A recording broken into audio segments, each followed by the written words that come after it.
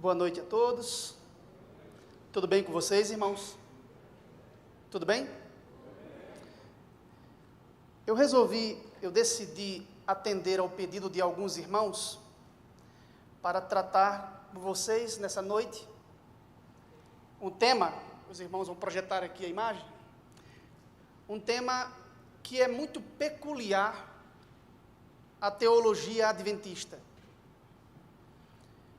Um tema que é particular de nossa escatologia. Podemos dizer até que é uma questão interna ao nosso sistema doutrinário. E por ser um tema que é muito interligado à identidade profética e à nossa interpretação das profecias apocalípticas, principalmente aquelas que se referem ao tempo do fim, torna-se uma questão tanto quanto complexa, espinhosa, difícil de ser trabalhada, um tema polêmico do ponto de vista externo. Então, já deixando claro para os irmãos, se tiver entre nós alguém não adventista, que este é um tema que é peculiar ao movimento adventista e que exige uma abordagem muito mais ampla, complexa e profunda do que a que vou apresentar nesta noite, por causa das limitações do tempo. Ok? Vamos falar sobre a questão das leis dominicais. O tema de hoje é uma breve reflexão sobre as leis dominicais no tempo do fim. O que ficou muito conhecido em nosso meio como o decreto dominical. Ok? Vou começar aqui com um texto que mais serve como uma advertência do que como um fundamento doutrinário, podemos dizer assim. Ellen White, em Mensagens Escolhidas, diz: muitos desviarão o olhar dos deveres atuais, do conforto e das bênçãos no presente, e tomarão emprestado aflições com respeito à crise futura. Quando o assunto é decreto dominical, alguns irmãos adventistas ficam tanto quanto tensos, né? E tendem a tomar por empréstimo desses eventos futuros a crise que os acompanha para o momento presente. Não é verdade? E ela diz: muitos desviarão o olhar dos deveres, do conforto e das bênçãos do presente para se concentrar em questões futuras, ainda futuras, a crise final. Isso causará um tempo de angústia antecipado. Existem aqueles que vivem no tempo de angústia antecipadamente, né? E não receberemos graça para tais aflições antecipadas. Deus não concederá força, poder, graça para suportar aflições que são fruto da imaginação, que são apenas antecipações desnecessárias de uma crise futura. Com isso eu estou querendo dizer que nós não devemos fazer desse tema, como alguns infelizmente o fazem, uma forma de empurrar a igreja para a crise antes do tempo, antes de seu tempo profético se cumprir. Ok?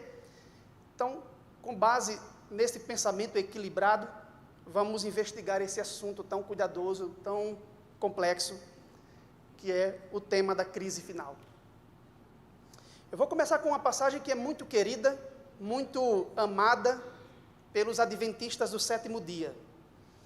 Uma passagem que se encontra no centro, no coração do último livro das Sagradas Escrituras. O último livro na ordem canônica, o livro do Apocalipse. Todo adventista sabe que os livros proféticos de Daniel e Apocalipse, em conjunto, são nossos livros mais queridos, mais amados, porque neles encontramos o fundamento para a nossa identidade histórico-profética. No coração do livro, Apocalipse 12, verso 17, a Bíblia diz: Irou-se o dragão contra a mulher e foi pelejar com os restantes de sua descendência, cujas principais características são: eles guardam os mandamentos de Deus e têm o testemunho de Jesus Cristo. E se pôs em pé sobre a areia do mar. Eu coloquei com uma cor de destaque os 3 verbos que aparecem neste texto, nesse verso, cujo sujeito é o dragão. Quais as 3 ações verbais do dragão nesse texto? O dragão irou-se. O dragão foi pelejar. E o dragão se pôs em pé sobre a areia do mar. O dragão irou-se contra a mulher, que nós sabemos ser um símbolo profético que aponta para uma realidade histórica, concreta, o povo de Deus na terra. E este povo de Deus na terra, a igreja, é perseguida na pessoa de seus remanescentes finais, que são os que guardam os mandamentos de Deus e têm o testemunho de Jesus Cristo. Mas o que mais nos chama a atenção aqui é esta última expressão: e se pôs em pé sobre a areia do mar. Na crítica textual, muito se tem discutido se esta última frase se refere mesmo ao dragão como sujeito, ou se refere ao vidente, João, quando contemplava as cenas na ilha de Pátimos. Tudo isso porque muitos manuscritos gregos trazem uma letra grega a mais no verbo, que façam que o verbo seja colocado em primeira pessoa e não em terceira, como aqui está.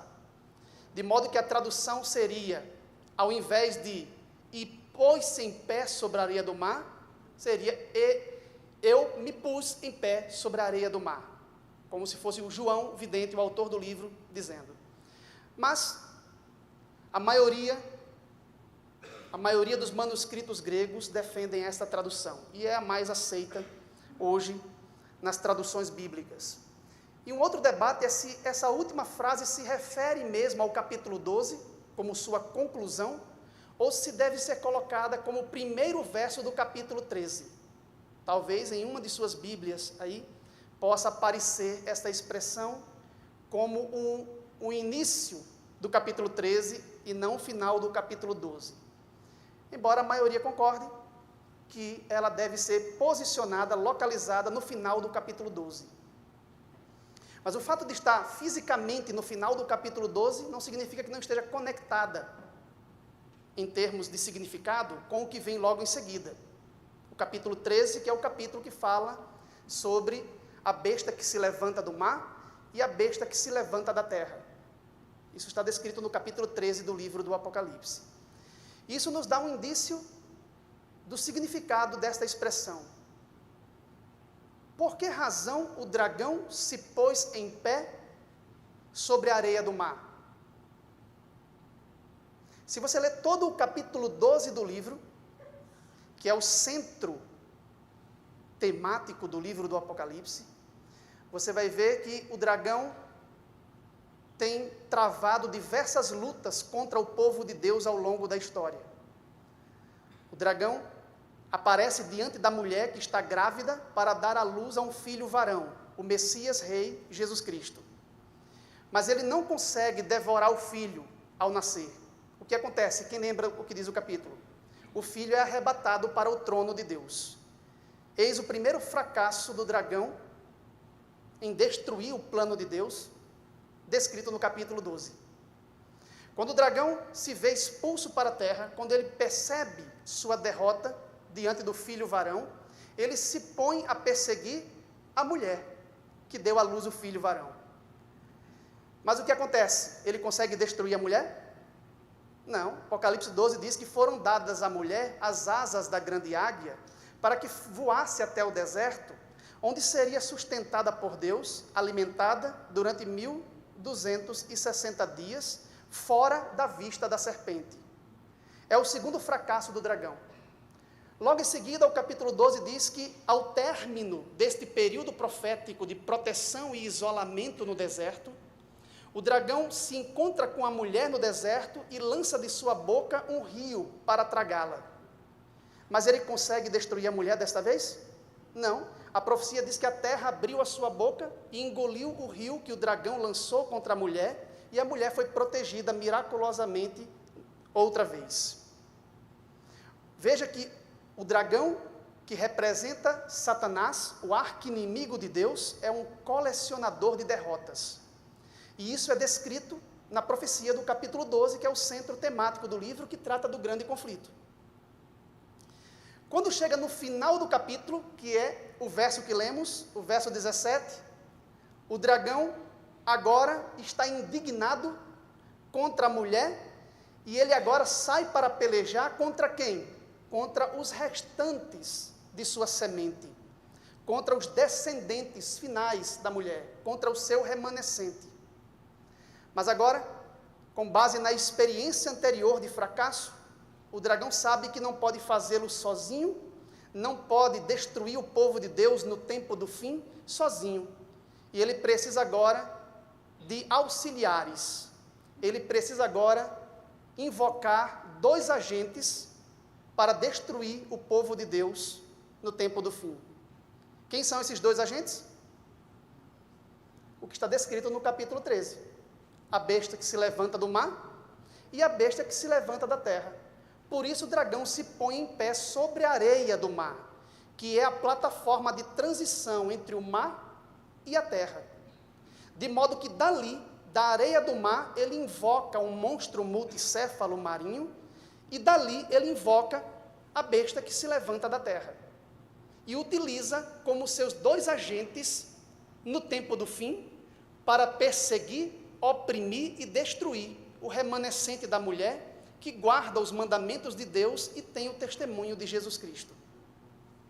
Essa contextualização fica clara para nós, irmãos? Sim ou não?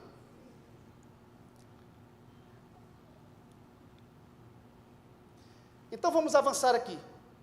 Será que é um problema aqui na pilha? Me ajuda aí, irmão. Pronto, passou. Ótimo. Eu aponto para cá? Eu posso? Mas os irmãos vão ver também? Ok. Então, o tema no capítulo 13, 12 e 13 é o dragão e os seus 2 agentes, que do ponto de vista simbólico profético, são denominados a besta que se levanta do mar e a besta que se levanta da terra. É claro que eu não tenho tempo aqui para fazer uma exposição prolongada sobre esses símbolos proféticos. Eu fiz isso ao longo desse fim de semana, do sábado, na igreja do Sudoeste. Aqui eu estou, na realidade, atendendo ao convite de alguns para fazer algumas breves reflexões sobre as leis dominicais. Então, eu vou partir do pressuposto de que os irmãos já conhecem fartamente essa simbologia profética. Ok?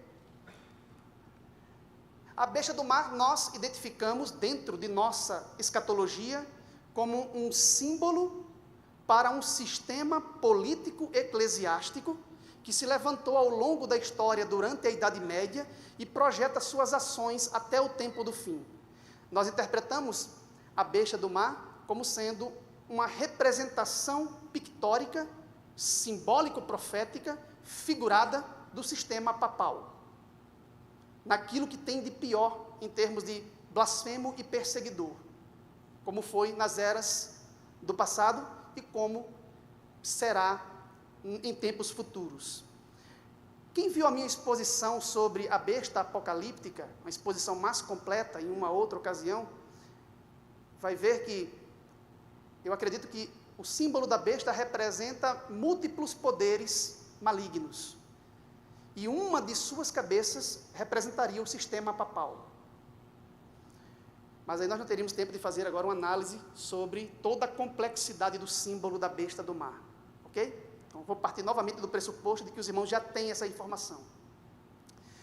E também identificamos a besta da terra como sendo um poder norte-americano principalmente no sentido de que essa nação é constituída majoritariamente pelo movimento protestante apostatado dos princípios da lei de Jeová, das leis de Deus. Com isso, eu não estou dizendo aqui que nós, adventistas, condenamos os nossos irmãos católicos e protestantes. Lembre-se que esses símbolos apontam para instituições, esses símbolos apontam para sistemas coletivos de poder, sistemas corporativos de poder. Não estamos nos referindo aqui aos indivíduos que adoram a Deus nessas comunidades religiosas conforme a sinceridade e a honestidade de seus corações. É disso que estamos tratando aqui. Estamos se referindo a poderes, a instituições, a organizações humanas que se apostataram de sua fidelidade à lei de Deus, à lei de Jeová. Ok? Então entendemos que o dragão, Satanás, utiliza, no tempo do fim, dois agentes: Roma papal e a nação norte-americana protestante, o protestantismo que se apostatou da fidelidade à lei de Deus. Ok? Isso é claro para nós, né? Se nós lermos o capítulo 13, aqui, nós iremos ver que os primeiros 10 versículos se dedicam à descrição da besta que se levanta do mar. E do verso 11 até o final, o verso 18, nós encontramos a descrição da besta que se levanta da terra. Se vocês lerem atentamente as características e as ações da besta do mar, vocês irão notar algo interessante. Aqui eu coloquei em resumo algumas dessas características da besta do mar. A Bíblia diz que ela pregou e agiu por 42 meses proféticos, por 3 anos e meio. Pregou, abriu a sua boca em blasfêmias contra Deus e agiu contra os santos do Altíssimo, perseguindo-os por 42 meses proféticos. A Bíblia diz que ao término deste período de supremacia, ela recebe uma ferida mortal, mas depois ressuscita, depois revive. A ferida mortal é curada. A Bíblia diz que a besta do mar recebe o seu trono, seu poder e grande autoridade de quem? Do dragão. Deu-lhe o dragão seu poder, seu trono e grande autoridade. A Bíblia diz que quando ela se recupera de sua ferida mortal, ela atrai a adoração universal. Adorá-la-ão todos os que habitam sobre a terra, aqueles cujos nomes não foram escritos no livro da vida do Cordeiro. E também diz que ela recebe autoridade sobre toda nação, tribo, língua e povo. Quando vocês leem esta descrição da besta, vocês percebem algum paralelo, alguma semelhança com algum personagem bíblico? Jesus Cristo, né? Quem foi que teve um ministério aqui na terra de 42 meses, ou seja, 3 anos e meio? Quem foi que ao término desse ministério recebeu uma ferida mortal, ou seja, foi morto, e depois reviveu por meio da ressurreição? Quem recebeu de seu Pai toda a autoridade no céu e na terra e se assentou à destra do trono, na majestade dos céus, de modo que quando foi levantado da terra, atraiu os homens para si. João está dizendo que a besta do mar é uma paródia, uma imitação burlesca, uma contrafação do próprio Senhor Jesus Cristo, é uma imitação de sua obra redentora, só que é uma imitação, uma contrafação. Por isso que a besta do mar é vista como o anticristo, aquele que se coloca no lugar de Cristo. E a descrição é feita em forma de paródia.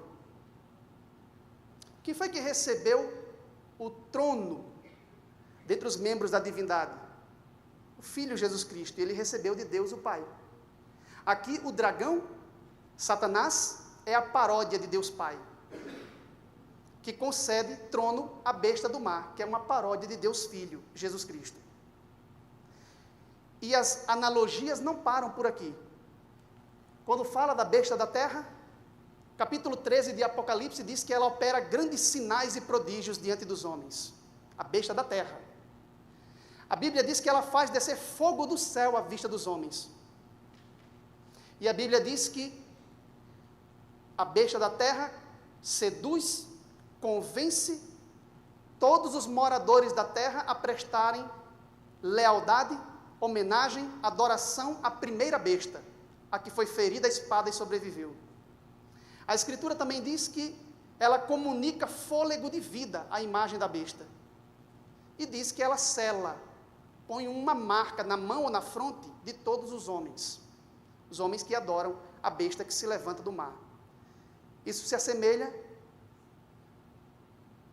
João está dizendo que a besta que se levanta da terra é uma falsificação, é uma contrafação do Espírito Santo, o terceiro membro da divindade. É o Espírito Santo que realiza sinais e prodígios. É ele que é representado como fazendo descer fogo do céu em Pentecostes, diante dos homens. É ele quem convence o homem agindo em seu coração, em seu interior, para que adore a Cristo, que foi morto e reviveu.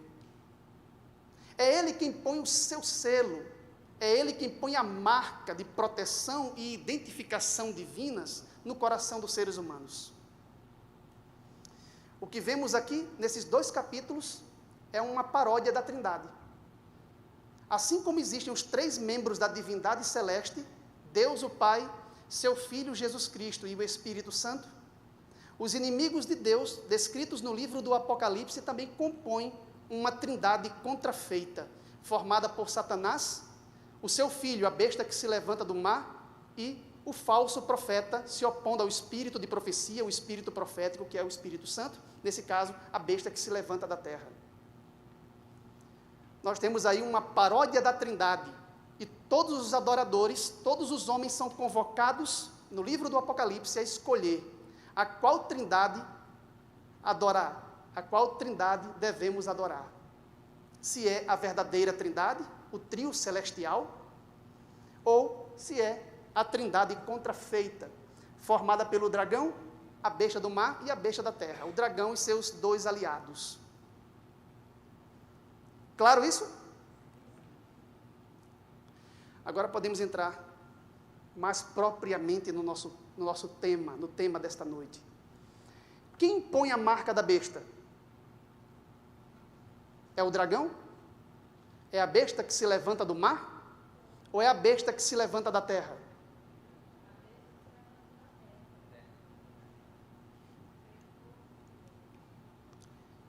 Segundo Apocalipse, capítulo 13, o poder que impõe a marca da besta do mar, é a besta que se levanta da terra, que é o seu representante, o seu falso profeta, o seu porta-voz. Profeta, o termo navi no hebraico, ou profetês no grego, significa um representante oficial, um porta-voz. A besta do mar, que é uma paródia de Jesus Cristo, um anticristo, tem o seu representante oficial, tem o seu profeta, que é o falso profeta, a besta que se levanta da terra. E é ele quem impõe aos homens a marca da besta.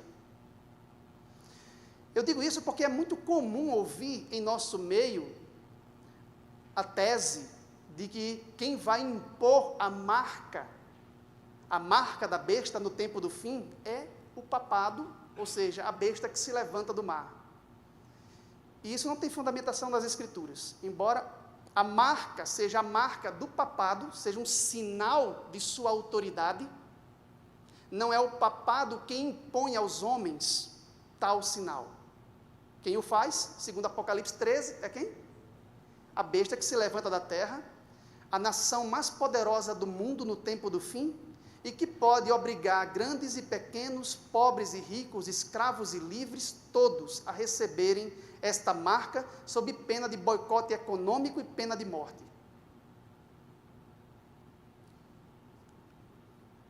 Vamos ver isso diretamente no texto? Apocalipse 13, Vi ainda outra besta, é mais fácil de ver aqui, as letras aqui estão maiores. Vi ainda outra besta emergir da terra, possuía 2 chifres, parecendo cordeiro.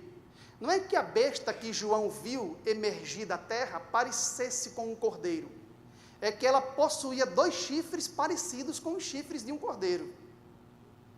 O que parece cordeiro são os 2 chifres que a besta possui, e que nós identificamos como se referindo à liberdade civil e religiosa, que são as 2 características mais importantes desta nação, pelo menos na fase de seu surgimento, enquanto emergia da terra, daquelas regiões desertas, do lado de cá do Atlântico, durante a povoação, o povoamento do Novo Mundo. Claro que eu estou pressupondo um monte de coisa aqui para os irmãos, que eu quero chegar lá na frente, no tema o tema que nós escolhemos para essa noite. Tinha chifres parecido cordeiro, mas falava como dragão. Veja a contradição interna desse poder. Cordeiro, no livro do Apocalipse, se refere única e exclusivamente a Jesus Cristo. E o dragão, única e exclusivamente, se refere a Satanás. Este poder parece cristão, mas fala como dragão. E quando é que uma nação fala, a não ser por meio de suas leis e decretos? Exerce toda a autoridade da primeira besta na sua presença, faz com que a terra e os seus habitantes adorem a primeira besta, cuja ferida mortal foi curada. Opera grandes sinais, de maneira que até fogo do céu faz descer a terra diante dos homens. Seduz os que habitam sobre a terra, por causa dos sinais que lhe foi dado executar diante da besta, dizendo aos que habitam sobre a terra que façam uma imagem à besta, aquela que ferida a espada sobreviveu. Veja que por diversas vezes Apocalipse 13 fala dos que habitam sobre a terra. Todos os que habitam sobre a terra adoram a besta que se levanta do mar. Todos os que habitam sobre a terra obedecem aos decretos e legislações da besta que se levanta da terra. Os moradores da terra é um termo técnico dentro do livro do Apocalipse, que se repete diversas vezes, para se referir única e exclusivamente aos ímpios, aqueles cujos nomes não foram escritos no livro da vida do Cordeiro. Todas as vezes que o livro do Apocalipse fala dos fiéis de Deus, o seu povo, nunca é chamado de moradores da terra, sempre é chamado de aqueles que habitam no céu. Para o Apocalipse, a nossa ida ao céu é tão certa que nós já somos chamados assim, como um prenúncio, como uma antecipação. Os que habitam no céu são os santos, embora vivam na terra, provisoriamente, temporariamente, enquanto que os habitantes da terra são os ímpios, e todos eles adoram a besta, segundo o livro do Apocalipse. Ainda há pouco, no capítulo 13, diz que a besta abre sua boca em blasfêmia contra Deus para lhe difamar 3 coisas: o nome, o tabernáculo, ou seja, o santuário celeste onde Deus habita, e os que nele habitam, os que habitam no céu.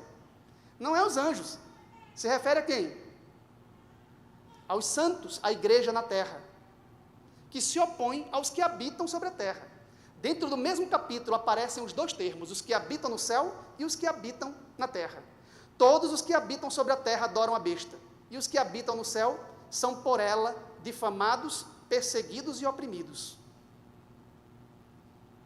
Continuando, o texto diz: foi-lhe dado comunicar fôlego à imagem da besta, para que não só a imagem falasse, como ainda fizesse morrer quantos não adorassem a imagem da besta. A todos, os pequenos, grandes, ricos, pobres, livres, escravos, faz que lhes seja dada certa marca sobre a mão direita ou sobre a fronte, para que ninguém possa comprar ou vender, senão aquele que tem o nome ou a marca da besta, ou o número do seu nome. Por esse texto vocês percebem que quem faz com que os moradores da terra recebam a marca na mão ou na fronte é a besta que se levanta da terra, e não a besta que se levanta do mar. Embora a marca seja da besta do mar, quem a impõe aos moradores da terra é a besta que se levanta da terra. Embora a marca seja um sinal da autoridade do papado, quem impõe é o protestantismo norte-americano. Veja que coisa surpreendente esta, não é? Isso é ou não é surpreendente?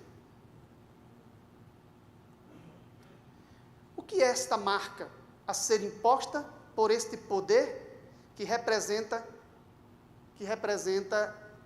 o anticristo como sendo o seu falso profeta? O que é a marca da besta? Para nós entendermos o que é a marca da besta, dentro do livro do Apocalipse, nós precisamos compreender o que é o selo de Deus, a marca identificadora de Jeová sobre os seus santos. Claro que nós não teríamos tempo aqui para fazer um estudo avançado sobre isso. E aí eu sugiro que os irmãos leiam capítulo 2 do Darkon, do volume 7 do Darkon, intitulado Simpósio sobre Apocalipse, volume 2. Essa obra não foi traduzida ainda para o português, foi traduzido volume 1, volume 2 ainda não, pela Unasp Press, editora universitária adventista. Mas no volume 2, do Simpósio do Apocalipse, logo no segundo capítulo, o pastor e teólogo Mervyn Maxwell escreveu um artigo de mais de 100 páginas dentro do livro, intitulado A Marca da Besta, em que ele apresenta todas as bases exegéticas, toda a fundamentação bíblica e histórica para a nossa compreensão, para a compreensão adventista acerca da marca da besta. E aí, os irmãos que quiserem um estudo mais avançado sobre isso, fica essa indicação de leitura para quem puder ter acesso e ler cuidadosamente esse documento, que é um documento elaborado pela associação, pelo Instituto de Pesquisas Bíblicas da Associação Geral dos Adventistas. Mas, em resumo, em síntese, uma vez que eu falo para um público majoritariamente adventista, né, nós sabemos que o selo de Deus na Bíblia tem a ver com a sua lei. Isaías, capítulo 8, verso 16, guarda o testemunho, sela a lei no coração dos meus discípulos. Quando Deus sela os seus, isso é algo que tem conexão, correlação com a sua lei, na maioria das vezes. Para nós adventistas é muito importante o texto de Deuteronômio, capítulo 6. Deuteronômio, capítulo 6, verso 5, diz: amarás, pois, o Senhor teu Deus, de todo o teu coração, de toda a tua alma e de toda a tua força. Os irmãos concordam que esta declaração é uma súmula, uma síntese do decálogo, da lei de Deus? Não é à toa que aparece aqui no capítulo 6 de Deuteronômio, depois do capítulo 5, onde se repete os 10 mandamentos. O capítulo 5 de Deuteronômio é uma repetição e adaptação à nação emergente, Israel, da lei de Deus que originalmente está descrita em Êxodo capítulo 20.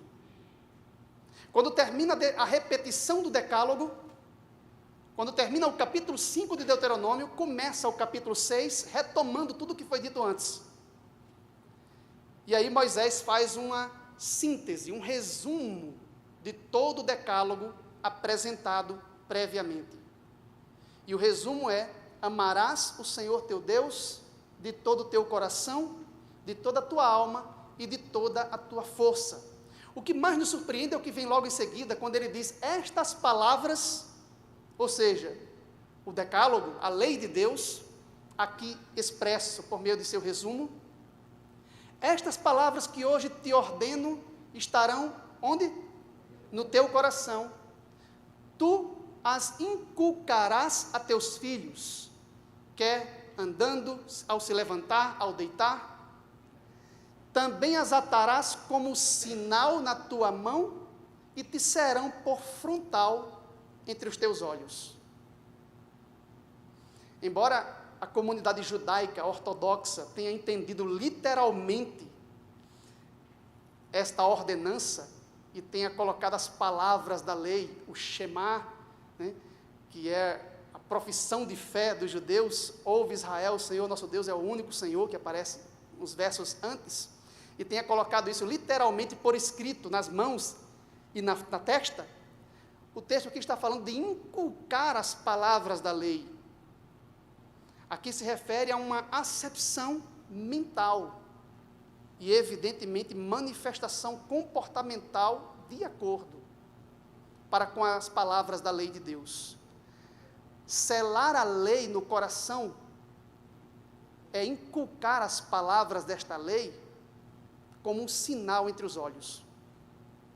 Quando o Apocalipse retoma esta linguagem, a linguagem da aliança, ele diz que Deus vai marcar os seus servos no tempo do fim com o seu selo, com o seu sinal aonde? Em sua fronte. Por isso nós entendemos que a marca de Deus é um mandamento sinal, que está imbricado, conectado com sua lei. E a marca da besta, como uma contrafação, é um mandamento sinal, que se aplica, que se refere à autoridade da besta. Assim como o selo de Deus é um mandamento de Deus para o seu povo, um mandamento de Deus que o seu povo leva na fronte, a marca da besta é um mandamento, um decreto da besta, que é uma contrafação à lei de Deus, uma contrafação ao selo de Deus. Falhou? Vê aí, irmão. Foi? Pronto. Como toda lei é santa, justa e boa, os servos de Deus no tempo do fim devem respeitá-la em sua totalidade, sim ou não? Lembre-se que o remanescente da mulher guarda os mandamentos de Deus e tem o testemunho de Jesus. Contudo, um desses mandamentos será a pedra de toque do conflito futuro, porque é o ponto especial de controvérsia. E é exatamente neste ponto que o sinal de Deus se evidencia na vida dos seus fiéis no tempo do fim. Ezequiel capítulo 20, todo mundo conhece o texto? Deus diz para Israel na antiguidade: santificai os meus sábados, porque servirão de sinal entre mim e vós, para que saibais que eu sou o Senhor, vosso Deus. No verso 12, para que saibais que eu sou o Senhor que vos santifica. Isso está retomando o Êxodo capítulo 31, onde Deus diz: os filhos de Israel guardarão o sábado, porque entre mim e os filhos de Israel é sinal para sempre, com uma aliança perpétua. Não somente para o Israel étnico, o povo do antigo pacto, mas para o novo Israel de Deus, a comunidade teocrática da nova aliança, o povo de Deus no tempo do fim. E aí nós precisaríamos fazer um estudo, uma investigação mais ampla sobre como aparece o termo selo ou sinal no Antigo Testamento, e por que nós, adventistas, entendemos que é este, o sábado, que é o elemento mais importante dentro do livro do Apocalipse. No Antigo Testamento, a circuncisão do pacto abraâmico também é chamado de sinal entre Deus e seu povo. Mas essa instituição não transborda para a nova aliança, uma vez que encontra o seu substituto no batismo bíblico. E não é uma marca na carne para identificar um Israel étnico, nacional, com delimitações políticas e geográficas. Não. É uma marca abrangente e universal. No Antigo Testamento, comemorar a Páscoa, especificamente a festa dos pães asmos, também era um sinal entre Deus e seu povo. Mas tal instituição, que estava atrelada ao calendário agrícola e ritual hebreu, que prenunciava eventos salvíficos na história da salvação, não transborda para a nova aliança. O que resta como sinal no Antigo Testamento, além desses institutos, é o sábado do Decálogo, que se encontra no coração da lei de Deus, escrita por seu próprio dedo no Sinai. E isso sim transborda para a nova aliança. É claro que nós precisaríamos entrar em todos os detalhes para justificar a nossa perspectiva com relação à continuidade do quarto mandamento na nova aliança. Como eu falo para um público majoritariamente adventista, me sinto desobrigado de fazer essa demonstração aqui e avançar para o tema que é o mais importante para nós hoje aqui. Então, nós entendemos a marca da besta como uma contrafação à lei de Deus, especificamente o seu sábado. Nós vemos a marca da besta como sendo a observância dominical.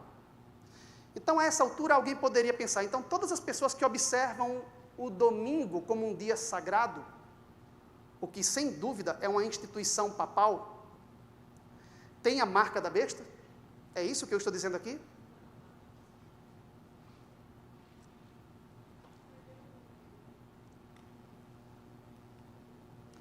Vejam que Ellen White, talvez um dos pensamentos mais representativos dentro do movimento adventista, fala sobre isso.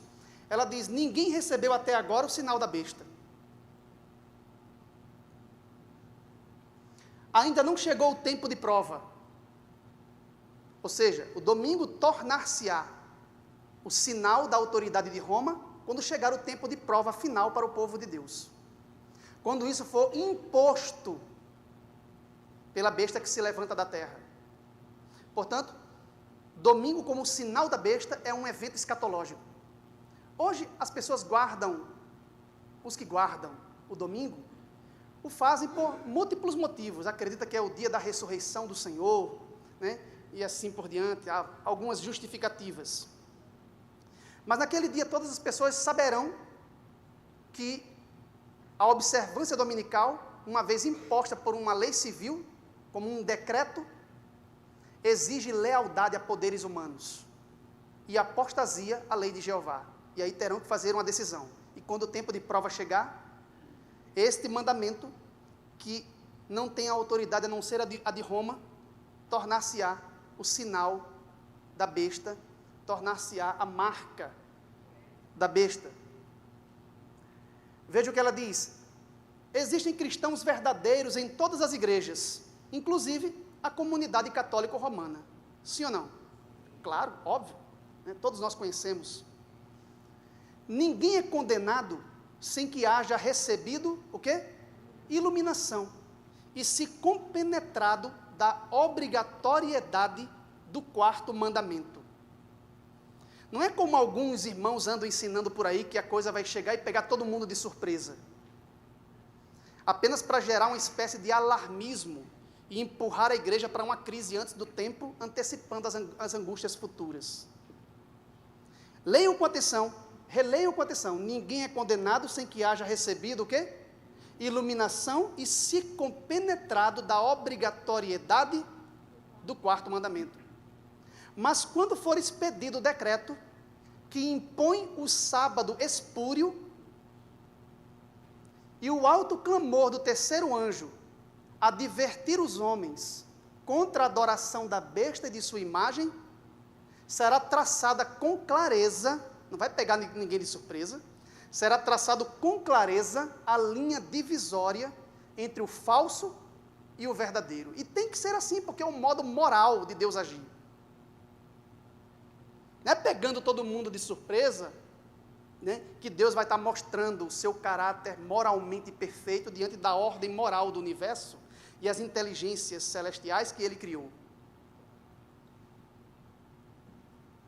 Aí ela continua, então, depois que isso for bem estabelecido, depois que a linha divisória, nítida e demarcatória estiver estabelecida entre o falso e o verdadeiro, então os que ainda persistirem na transgressão receberão o sinal da besta. Esta é a teologia adventista. Existe o pensamento denominacional em termos oficiais, e existe o pensamento popular. E nós precisamos o máximo possível nos alinharmos ao pensamento oficial da igreja, como representantes dessa igreja. A mais, vamos em frente. Vai me ajudando aí, irmão, de vez em quando. Quando travar, ok.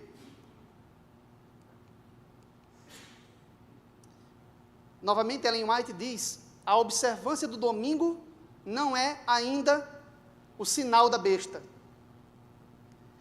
E não será até que saia o decreto, compelindo os homens a venerarem esse falso sábado. Chegará o tempo em que esse dia será prova, mas esse tempo ainda não chegou. Quando lemos o capítulo 13, ainda há pouco, vimos que ali aparece a imagem da besta. A besta que se levanta da terra fará com que os homens levantem uma imagem à primeira besta. O que é esta imagem da besta que os Estados Unidos, a besta que se levanta da terra, erigirá no tempo do fim? O que é a imagem da besta? O Senhor mostrou-me claramente que a imagem da besta formar-se-á antes que termine a graça, pois isso será a grande prova para o povo de Deus, pela qual será decidido o seu destino eterno. O destino eterno do povo de Deus será decidido quando for levantada a imagem da besta. E isso é antes que termine o tempo da graça, antes que a misericórdia que pleiteia pela raça culpada cesse de interceder. Ou seja, todas as pessoas da terra serão conclamadas a uma decisão que terá repercussões eternas diante deste evento, o levantar da imagem da besta. E o que é isto? Pensem bem, quando você chega em casa, você olha no espelho e vê ali a sua imagem. Isso para os que olham no espelho, né? Claro. Você vê ali a sua imagem. O que seria construir uma imagem da besta? Construir, dentro dos Estados Unidos, a princípio, porque é a besta que se levanta da terra que levanta essa imagem, um sistema político, religioso, político-eclesiástico, que funcionará tal qual imagem e semelhança da primeira besta, o papado. Esse sistema político-eclesiástico será tão perseguidor, tão autoritário, tão intolerante, ao impor os seus decretos para forçar a consciência, como foi a besta, o original, durante os dias de sua supremacia. Que sistema é este? Que será a imagem e semelhança do poder papal, no sentido de que é intolerante, no sentido de que é autoritário e perseguidor.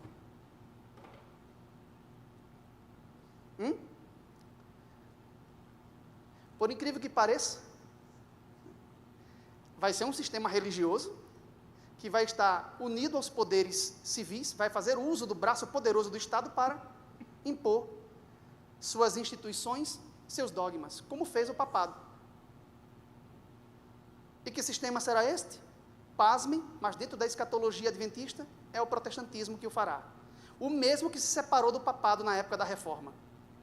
O mesmo que abominava as ideias e os decretos papais, sua intolerância, seu poder blasfemo e perseguidor. No tempo do fim se aproximará tanto que será como sua imagem, será sua imagem e semelhança, porque agirá de modo tão autoritário sobre o povo de Deus, sobre os fiéis, como o papado fez em épocas passadas. Veja como Ellen White explica isso. Ela diz: o que é a imagem da besta? E como será ela formada? A imagem é feita pela besta de 2 chifres. E é uma imagem à primeira besta. A fim de formarem os Estados Unidos uma imagem da besta, o poder religioso deve a tal ponto dirigir o governo civil que a autoridade do Estado também seja empregada pela igreja para realizar os seus próprios fins. Como fazia o papado, né? É construir uma imagem dele. A imagem da besta representa a forma de protestantismo apóstata que se desenvolverá futuro quando as igrejas protestantes buscarem o auxílio do poder civil para a imposição de seus dogmas. Isso traz uma certa reviravolta no pensamento, né? Porque muitos irmãos adventistas ensinam que quem vai impor o decreto dominical é o poder papal, quando na realidade são os poderes protestantes norte-americanos unidos ao Estado, ao poder civil, para forçar e violar a liberdade de consciência. A nação que foi fundada em princípios republicanos de liberdade civil e religiosa abandonará os princípios que lhe constituíram como uma nação livre como a terra da liberdade, para copiar o modelo do papado, tornando-se intolerante e violando a liberdade de consciência, unindo-se ao poder civil para forçar a consciência e impor as suas leis. Decreto dominical é coisa de protestante. Decreto dominical. Eu não estou dizendo que o domingo é coisa de protestante. Mas a imposição por meio do braço civil, quem vai fazer é a América protestante. E aqueles que se submeterem a isso estarão prestando lealdade ao autor do mandamento, que é a besta que se levanta do mar, nesse caso, o papado.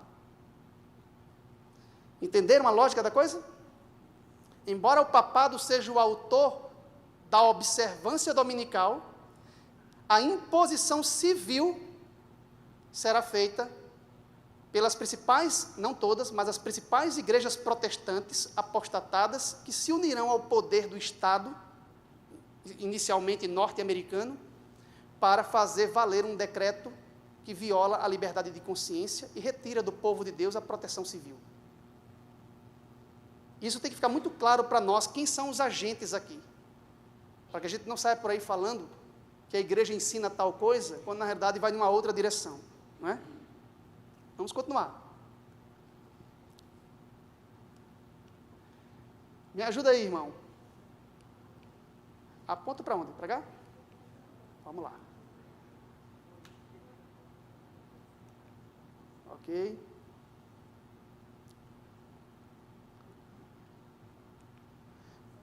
Quando o Estado usar seu poder para impor os decretos e amparar as instituições da igreja, então a América protestante terá formado uma imagem do papado. E haverá uma apostasia nacional que só terminará em ruína nacional.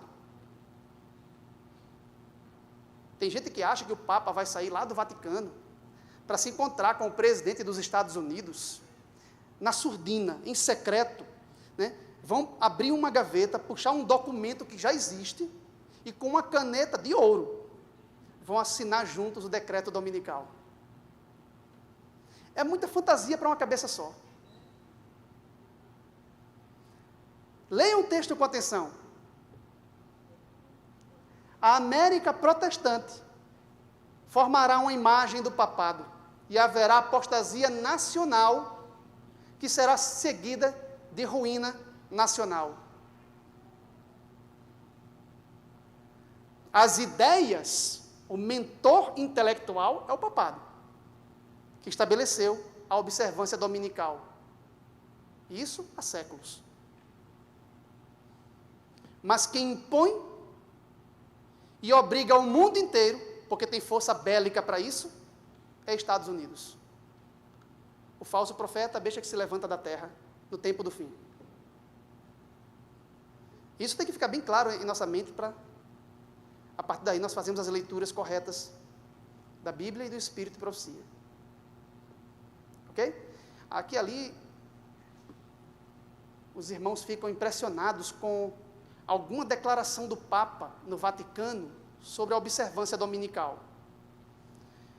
O Papa, em seu tweet, falou sobre a observância do domingo, conclamando os cristãos a serem reverentes no dia do Senhor, e os adventistas nas redes sociais ficaram perplexos. O Papa está conclamando a cristandade a observar o domingo.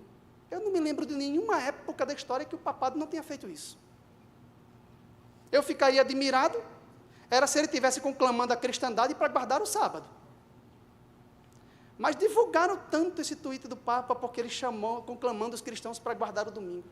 Houve alguma época dessa instituição em que ele não tenha conclamado os seus a observar e respeitar o que eles consideram o dia do Senhor, o domingo? Houve uma época assim? Não, né? Mas o Papa não pode se mexer na cadeira no Vaticano, que todo mundo já está com o olhar fixado ali, quando na realidade o foco do cumprimento profético está em outro lugar. Está onde? Parece que Satanás está desviando nossa atenção para um setor do mundo, em detrimento do foco onde o cumprimento da profecia está ocorrendo nos bastidores da história. E quanto a isso, nós devemos ter cuidado. Ok? Veja novamente, para ficar bem claro, quando as principais igrejas, da onde? Dos Estados Unidos, ligando-se em pontos de doutrinas que lhes são comuns, influenciarem o quê? O Estado, para que imponha seus decretos e lhe apoie as instituições, o que é que vai acontecer? A América protestante terá então formado uma imagem da hierarquia romana e a inflição de penas civis aos dissidentes será o resultado inevitável. A imposição da guarda do domingo pelos protestantes, não é o que está escrito ali? É uma obrigatoriedade do culto ao papado. É coisa de protestante, irmãos. Não é o protestante, a igreja na esquina, na rua onde você mora, não. Quando as principais, lê lá em cima, igrejas, da onde? E a frase que vem logo em seguida é muito importante. Se unirem, como? Isso gerou tanta fábula e mito com relação ao chamado ecumenismo. Ecumenismo não é isso que as pessoas estão pregando por aí. A igreja aqui não pode se unir com uma igreja evangélica ao lado para fazer uma campanha contra o aborto, por exemplo, ou fazer uma campanha médico-missionária, porque isso é comunismo. Não faz sentido, né? O ecumenismo profético que nós esperamos é isso aí.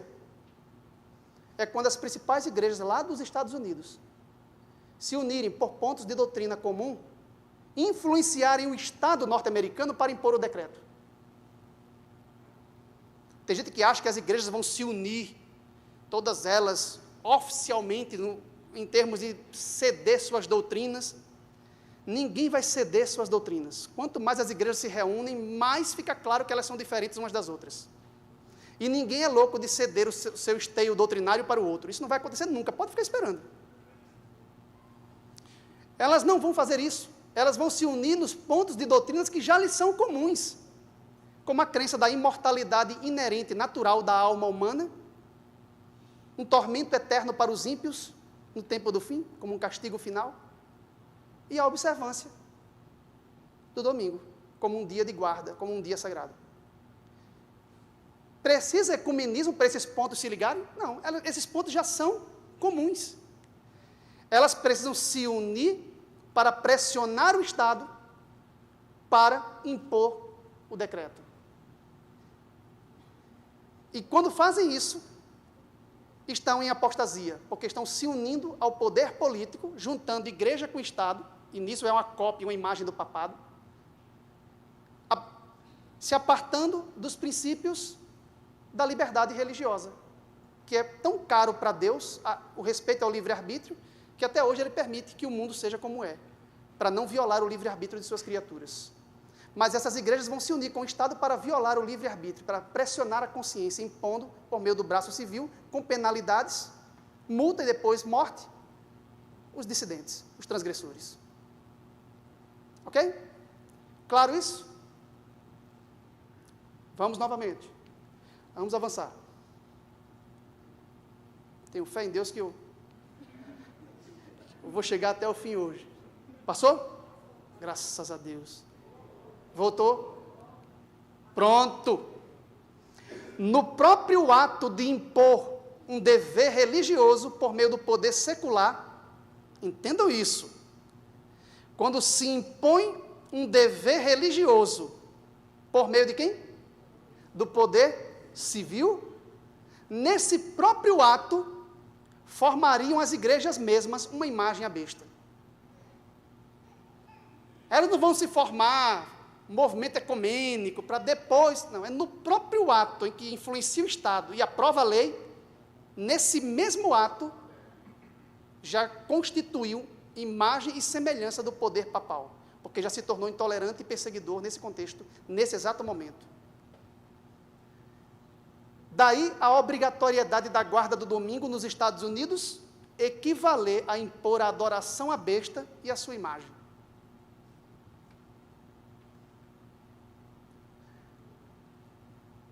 Vamos entender melhor agora o que é o decreto. Será que é o presidente dos Estados Unidos que vai assinar? Vai ser nos Estados Unidos, vai assinar o decreto. Os Estados Unidos não é uma monarquia. O presidente não vai lá com uma caneta assinar a lei. Não. Os Estados Unidos é uma república. E na república, os poderes estão separados, distintos, em esferas, embora harmônicas. Qual é a esfera do poder republicano de onde emanam as leis? É o poder executivo, onde está o presidente da república, o seu vice-presidente e a sua equipe técnica, os seus ministros? Como é que é o processo natural? Não é? Apocalipse 13 declara que o poder representado pela besta, de chifres semelhantes aos do cordeiro, fará com que a terra e os que nela habitam adorem o papado, ali simbolizado pela besta semelhante ao leopardo. Esta profecia se cumprirá quando aquela nação impuser a observância do domingo, que Roma alega ser um reconhecimento especial de sua supremacia. Ela diz que é a nação quem vai impor o decreto. Como assim a nação? Vamos refinar esse pensamento. A corrupção política está destruindo o amor à justiça e a consideração para com a verdade. Ixi, isso parece que foi publicado no jornal de hoje, né? Vou até reler. A corrupção política está destruindo o amor à justiça e a consideração para com a verdade. E mesmo na livre América do Norte, quem? Governantes e legisladores, a fim de conseguir o quê? O favor do público, cederão ao pedido popular de uma lei que imponha a observância do domingo. Como é que vai nascer essa lei? Começa pelo povo. O povo, majoritariamente protestante, nesta nação, a nação norte-americana, pressionará governantes e legisladores, e estes cederão aos apelos populares. Não tem nada dessa história de que não, isso aqui tem a ver com o aquecimento global, dia da família, questões ecológicas. Não, é o povo protestante, norte-americano, que observa o domingo, que pressionará governantes e legisladores para que imponham leis que favorecem suas doutrinas, suas perspectivas religiosas. Não vai ser necessário procurar desculpas distantes que as pessoas não vão conseguir perceber e, quando menos notarem, já foram pegas de surpresa. As coisas serão feitas às claras. Em nenhum momento Ellen White diz que o domingo será imposto como uma lei de qualquer outra natureza que não religiosa.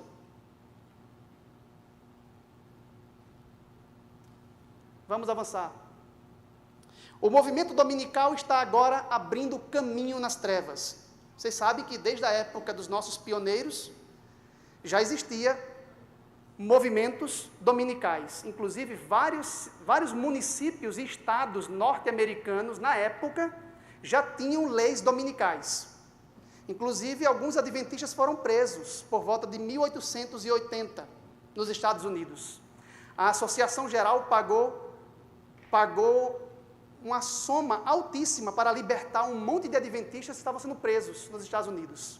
Inclusive, o filho do casal White foi preso porque fez a Pacific Press, a editora denominacional, funcionar no domingo, num estado que era proibido, porque tinha uma lei dominical.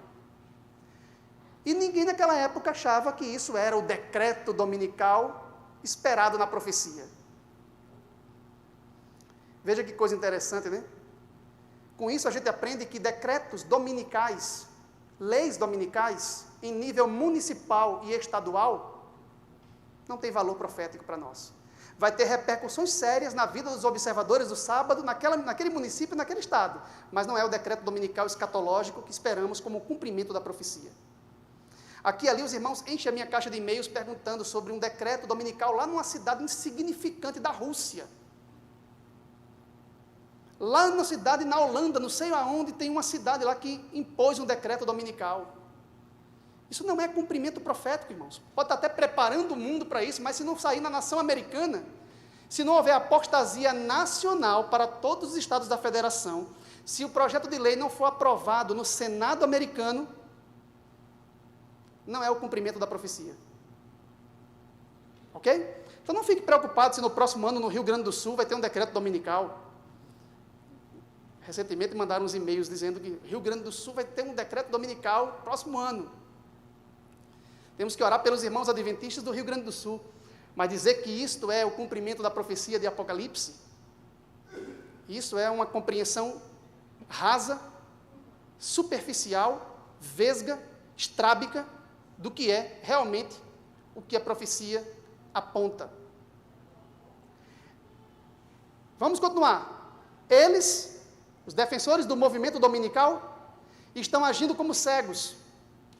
Não veem que se um governo protestante abandona os princípios que deles fizeram uma nação livre e independente, e pela o quê? Pela legislação, introduz na Constituição princípios que propaguem a falsidade e ilusão papal, eles estão se lançando nos horrores romanos da Idade Média. É pelo poder legislativo, para atender ao apelo popular e para alterar a Constituição, para que princípios de liberdade sejam alterados. Não é o presidente que vai lá com o Papa assinar. Isso vai ser amplamente debatido dentro do Congresso. E aí o povo de Deus terá a oportunidade de influenciar a opinião pública. Isso vai mobilizar o mundo todo, de modo que os adventistas e os outros observadores do sábado terão a oportunidade de defender-se e influenciar as pessoas. Mas, no final, será aprovada esta lei. Quase todos os anos nós temos projetos de leis dominicais no Congresso americano. Nunca é aprovado. Um dia que for. Mas, certamente, a liberdade de que vocês gozam agora, a liberdade religiosa que vocês têm para vir à casa de Deus e adorar livremente, será retirada. E vocês não terão mais proteção civil. Deus está mantendo agora os poderes malignos em estado de postergação. A besta está ferida no abismo, mas está se levantando, ressurgindo do abismo. Deus segura as potências do mal para que o povo tenha liberdade e pregue, para salvar o máximo de pessoas que puder com o Evangelho de Cristo. Se você ficar parado, achando que isso vai durar para sempre, você não vai ter noção de como é perder uma única alma. Ellen White diz que a eternidade inteira, os salvos, os remidos, nunca entenderão a magnitude disso, de ter perdido uma única alma, que poderia estar com você na eternidade, no céu. Deus segura os poderes do mal para que nós saiamos para pregar. Mas muitas vezes nos acomodamos, achamos que essa condição boa e livre durará para sempre. E não é assim que as profecias dizem. A profecia fala do renascimento desse poder perseguidor, que vai usar a força do Estado para promover sangrentas perseguições, como foi no passado.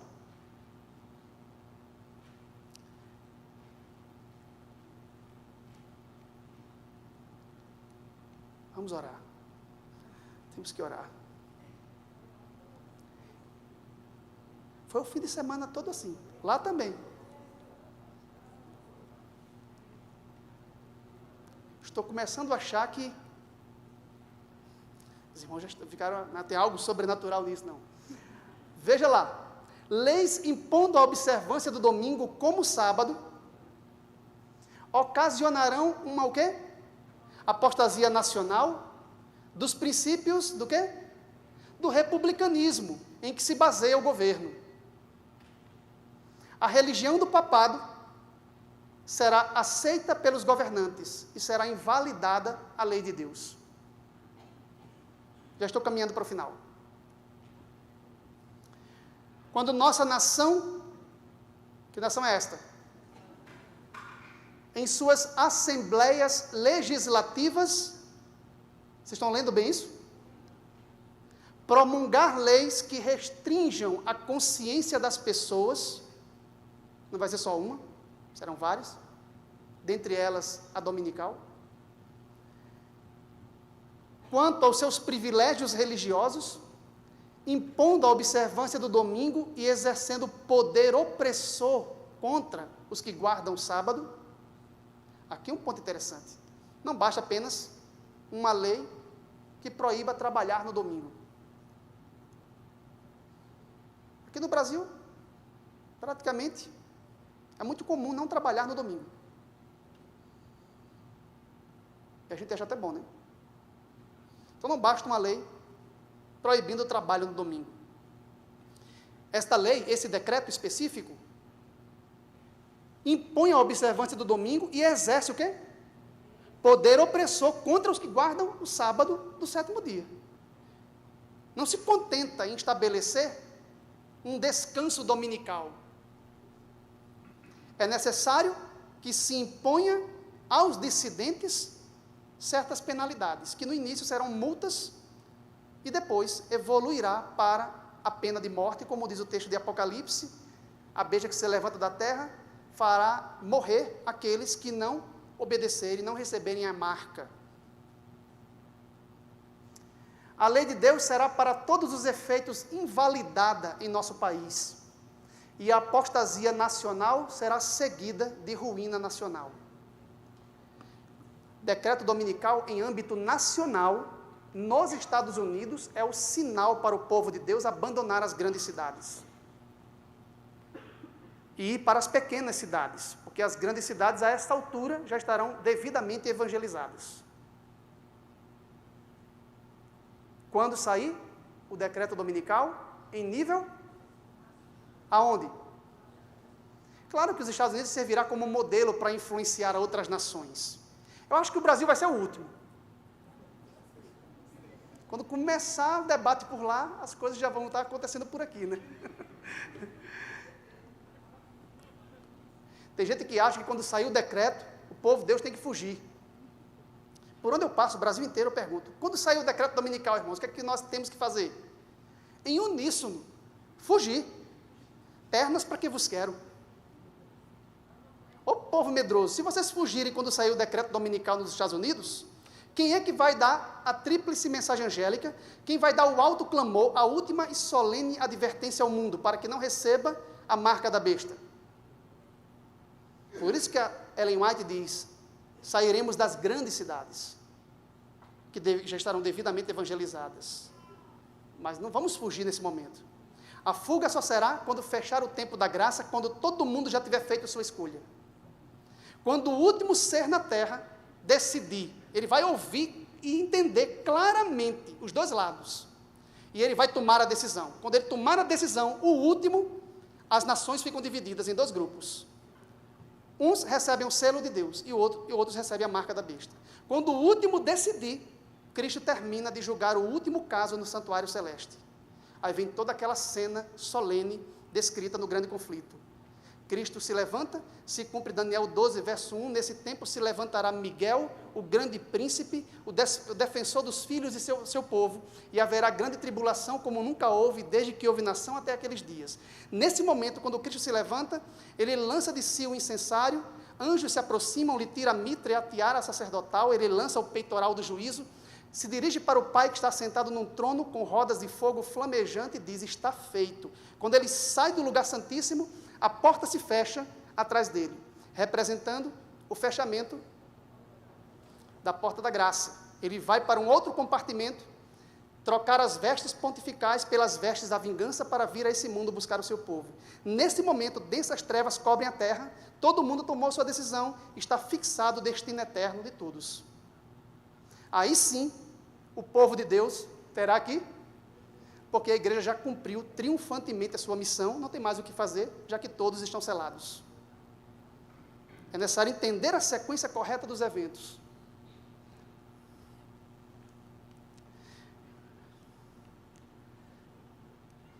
Esse estudo de hoje poderia ter sido feito em metade do tempo, né? O pessoal agora quer colocar a culpa no equipamento. Já foi? Mas às vezes passa 2. A todos os pequenos e os grandes faz que lhe seja dada certa marca sobre a mão direita ou sobre a fronte. Os homens não só não deverão trabalhar com as mãos no domingo, mas reconhecer com a mente que o domingo é o sábado. Não é uma coisa que vai pegar iludindo as pessoas, que isso aqui é um dia da família, não. Os homens vão entender com a mente que o domingo é o sábado, é um sinal de lealdade a Roma. Isso é apostasia. Acha difícil que isso aconteça? Há um tempo desse eu achava.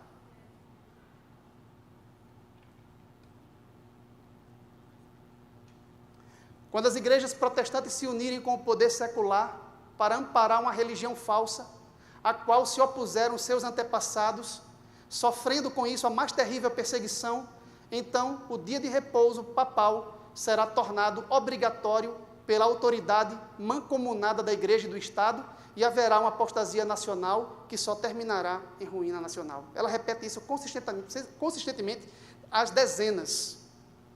Não sei como surgiu na mitologia adventista a ideia de que é o poder papal que vai impor o decreto dominical, quando na verdade claramente é a besta que se levanta da terra. Né?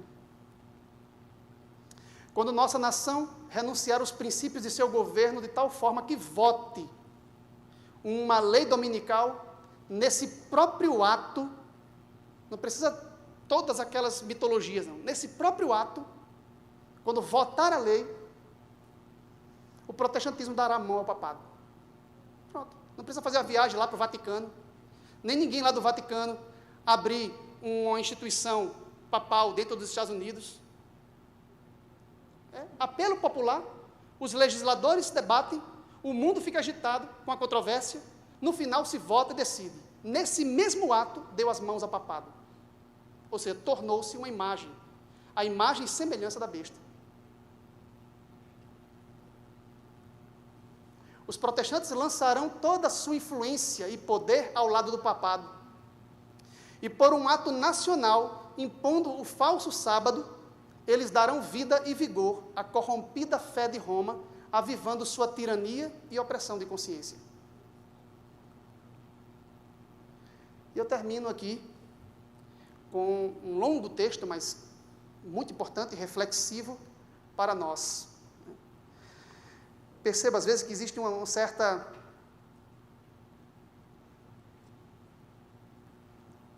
atitude nossa de escapismo diante dessas coisas.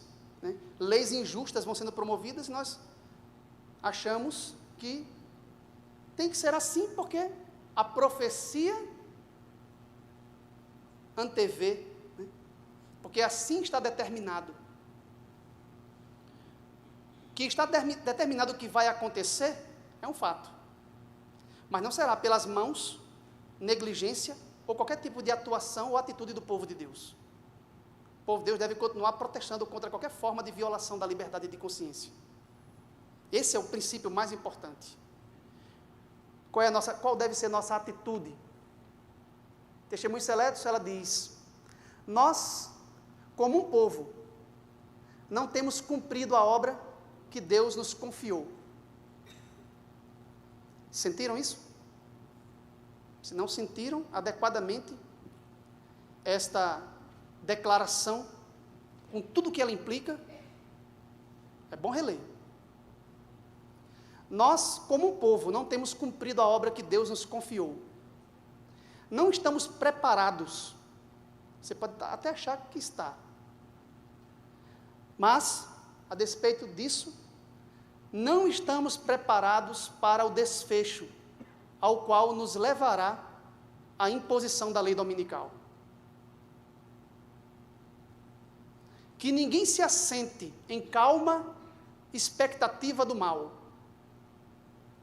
confortando-se com a crença de que esta obra terá de prosseguir, porque a profecia o predisse e que o Senhor guardará o seu povo. Não estamos cumprindo a vontade de Deus se nos deixarmos ficar em quietude, nada fazendo para preservar a liberdade de consciência. O povo de Deus deve levantar a sua voz contra toda e qualquer lei que viola a liberdade de consciência. Mas não, vamos fazer nada porque agora é o cumprimento da profecia. Não é assim que deve ser. Se isso tem de ocorrer, e ocorrerá, será pelas mãos dos ímpios, não por nossa negligência.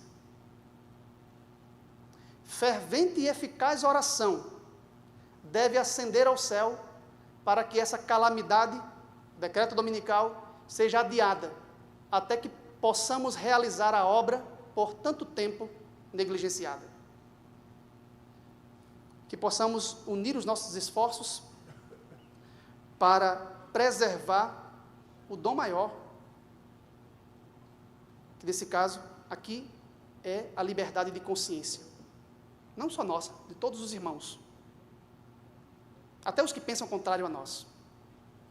Esse é um dever sagrado.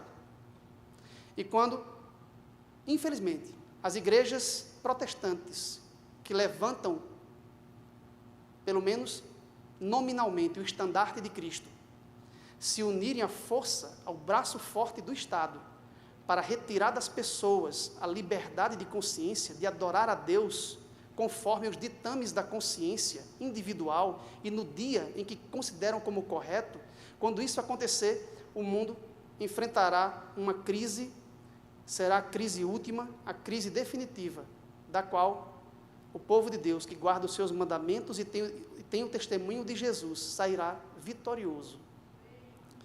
Dias maus virão, não vim pregar autoajuda, nem vim trazer boas notícias. Dizem as profecias, dias maus virão. Busque refúgio enquanto se pode achar.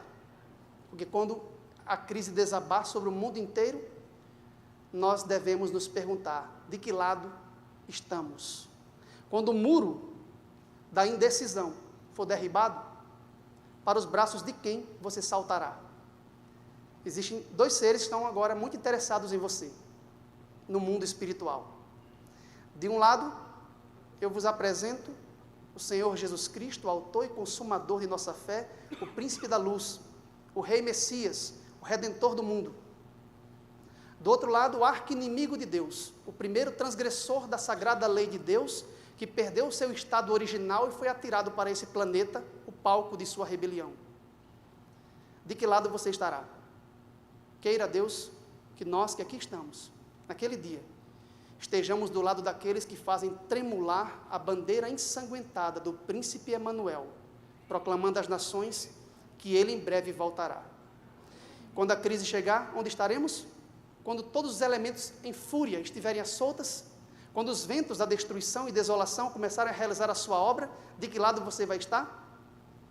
O povo de Deus estará debaixo do escudo do Todo-Poderoso, no esconderijo do Altíssimo.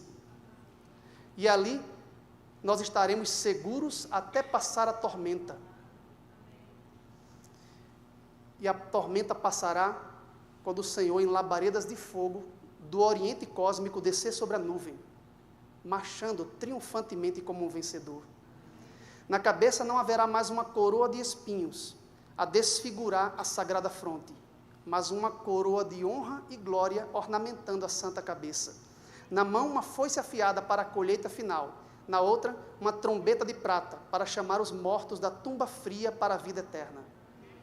Naquele dia nós diremos, é o nosso Deus a quem aguardávamos e Ele nos salvará. Busque refúgio enquanto se pode achar, invoque o seu nome enquanto está perto, porque naquele dia, quem invocar o nome do Senhor será salvo. Amém.